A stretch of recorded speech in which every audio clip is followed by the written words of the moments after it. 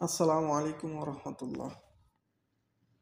শেষ পর্যায়ে পলক ভাই কিন্তু প্রবাসীদের কাছে হাত জোর কইরা রেমিটেন্স পাঠানোর কথা বলছিল। হাত জোর করে বলছে যে আপনারা রেমিটেন্স পাঠান বাংলাদেশে।